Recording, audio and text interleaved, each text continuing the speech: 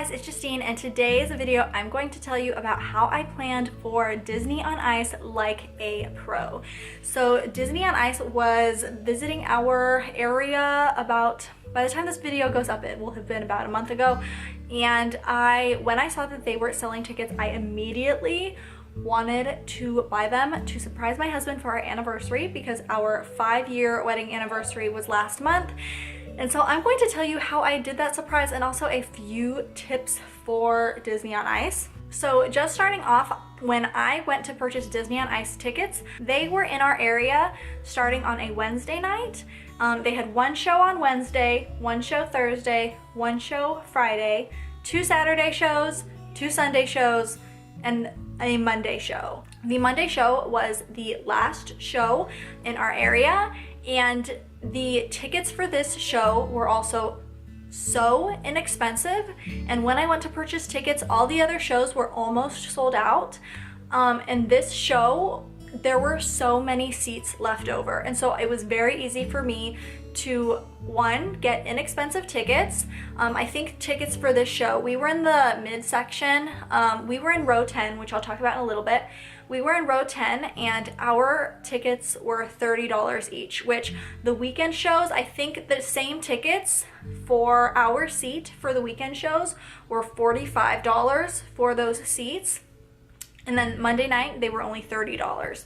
And so if you can, go a weeknight, because they're significantly cheaper. We saved $45 just for going on Monday night versus going on a weekend. And even the front row tickets were significantly cheaper. Weekend tickets for front row were $90. Front row tickets for Monday night were only $65. That's crazy. You save $25 per ticket just for going like one day later. I know it's a weeknight. It was a 7 o'clock show. It was 2 hours long, so you got out at 9 o'clock, but I feel like it's not super late. If your kids have really early morning classes the next day, it might be a little late, but for us in our situation, that was really not too bad. My kids went to school the next day. They went to bed as soon as we got home, went to school the next day, and well, one kid, because my son's in kindergarten. But even though it was a later show, it still ended up working out really well. So I highly recommend going a weeknight if you can, because you do save quite a bit of money. I was doing so much research before I purchased these tickets, because I wanted to make sure that we got good seats that were inexpensive. But my biggest concern was that I wanted my son to be able to see the arena. So I went on Google, and I will have the websites that I found linked down below. But it's basically tips on how to do Disney on Ice. And the tips that I saw were, if you cannot get front row seats, which I didn't want to spend $65 on front row seats, even though they weren't $90 like they were the weekend before, $65 is still a lot of money. I didn't want to spend front row seats, and all of the blogs that I read pretty much said that front row seats are the best seats to get, but the second best seats to get are from rows 7 to 10, because those rows, you're not too far away from the ice that you can't see, but the rows in front of that, like the rows between row 2 to 6, you don't get a full view of the ice arena. So rows 7 to 10, you get a view of the entire ice skating rink, but you're not too far back that you can't see anything, and you can still see the details, and you can still see all the special effects. And so we got tickets in row 10, and we got aisle seats, which was really nice, because then when we had to go to the bathroom or anything, we didn't have to walk over anybody.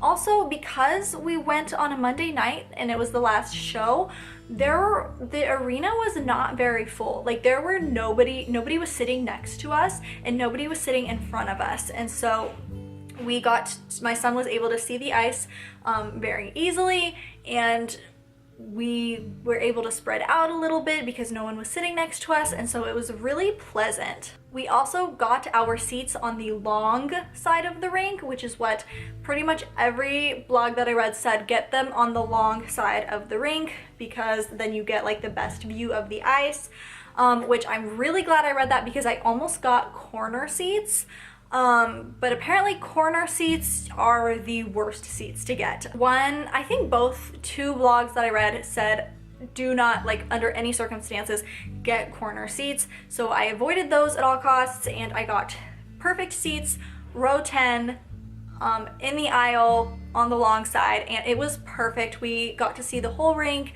We got to see everything that was going on. There was nothing obstructing our view. And row 10, I think, row 8 and up, those tickets were like $40, and then row 10 was when the $30 tickets started, and so you do get like the cheaper tickets. If you want to go move 2 rows ahead, you gotta spend an extra $10, so that's why we chose row 10, and it was perfect. Now on to the more fun part, which was how I surprised my husband and my kids. So what I did is, like I said, it was mine and my husband's anniversary. So I bought the tickets, but I also bought matching shirts for my husband and my kids and myself.